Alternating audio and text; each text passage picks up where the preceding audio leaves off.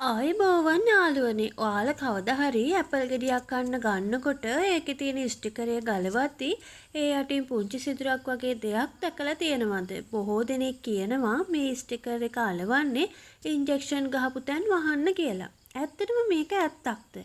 අද අපි මේ ගැන හොයලා බලමු.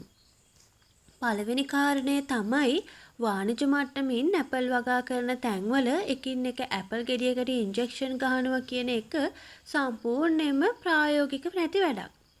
ඒ වගේම ඇපල් ගෙඩියක සම සිදුරු කළොත් පැය කිහිපයකින් ඒ ඇපල් ගෙඩිය ඇතුළතින් කුණු වෙලා යනවා. ඉතින් වෙලෙන්දෙක්ට තමන්ගේ භාණ්ඩ නරක කරගන්න කිසිම හේතුවක් නැහැ.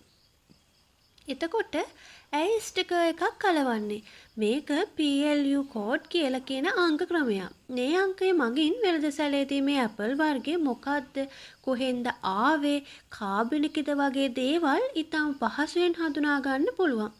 ඒක හරියට පළතුරේ ID කාඩ් එක වගේ දෙයක්. ස්ටිකරේ යටින් සමහර වෙලාවට තියෙන ඒ පුංචි වල වගේ දේ ඇත්තටම පළතුර ප්‍රවාහනය කරනකොට හෝ පැක් කරනකොට සිදුවන සුළු යාන්ත්‍රික හානි විතරයි. ඉතින් ඊළඟ පාර ඇපල් ගෙඩියක් ගන්නකොට බය වෙන්න එපා. හැබැයි මතක තියාගන්න. ඇපල් ගෙඩියක් කන්න කලින් ලුණු වතුරෙන් හරි පිරිසිදු වතුරෙන් හරි හොඳින් සෝදලා ගන්න. ඒක තමයි ඔයාගේ සෞඛ්‍යයට හොඳම දේ.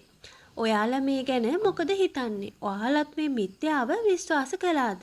පහලින් කමෙන්ට් කරන්න. මේ වගේ තවත් රසවත් සහ වැදගත් තොරතුරු දැනගන්න අපේ ටේස්ට් වයිබ් විත් දිනී එකත් එක්ක දිගටම එකතු වෙලා ඉන්න. ඔයාලට සුබ දවසක්.